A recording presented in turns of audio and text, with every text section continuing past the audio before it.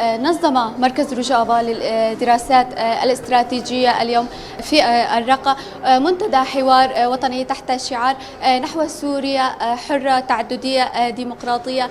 هذا الملتقى احتضن اليوم كافة المكونات السورية من الداخل السوري ومن السوريين أيضا في أوروبا. كما كانت هناك كلمة أيضا للرئاسة المشتركة للإدارة الذاتية الديمقراطية في شمال وشرق سوريا من قبل آفين السويد، وكانت أيضا هناك كلمة للقائد العام لقوات سوريا الديمقراطية مظلوم عبدي، وكما كانت هناك أيضا كلمة للشيخ مرشد معشوق الخزنوي. لتسليط الضوء أكثر حول هذا الملتقى ينضم معي مباشرة ضيفي ستيبان خلف عضو مكتب روجافا للدراسات الاستراتيجية. المركز روجافا للدراسات الاستراتيجية رأى الهدف من المنتدى بأن يكون هناك لم شمل للسوريين بجميع أطيافهم بجميع مكوناتهم، النخب السياسية، الأحزاب السياسية، المنظمات المدنية، الفنانين، أن يكونوا حاضرين هنا للنقاش حول مستقبل سوريا.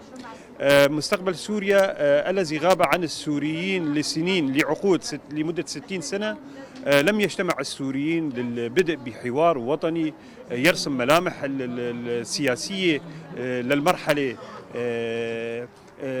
أو للنظام السياسي اللي بدهم يحكموا الشعب السوري. فالمنتدى جاء لهذه الغاية للم شمل السوريين. طبعا التحديات أمام السوريين هي جدا كبيرة، التحديات السياسية والاقتصادية والاجتماعية.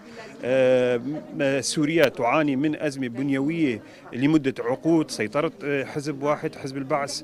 ارتأى المركز أن يكون في محوره الأول أزمة النظام السياسي أو أزمة النظام الشمولي المركزي الأحادي الذي يعتمد على العقلية الواحدة أو الحزب الواحد، للنقاش حول هذه الأزمات، ومن ثم التطرق إلى ملامح المرحلة المقبلة، الحلول كيف يجب أن تكون، النظام الجديد أو النظام الحكم كيف يكون، النظام السياسي كيف يكون، أن يكون هناك فصل فعلي ما بين السلطات، أن يكون هناك مساحة أكثر للحريات، أن يكون هناك شكل النظام السياسي للحكم يعتمد على اللامركزية السياسية باعتباره الأنجع الحلول أو أفضل الحلول لسوريا المستقبل.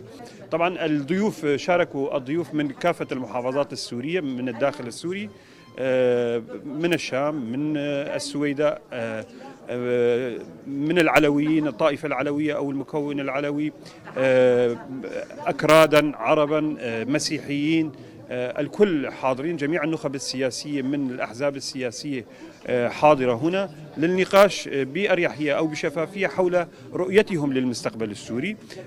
جاء بعض الضيوف حاضرين هنا أيضا من خارج سوريا أيضا حضروا، وهناك كلمات أو هناك مسودة للبيان الختامي سوف تكون في نهاية المنتدى، والكلمات أو المجال مفتوح للحوار.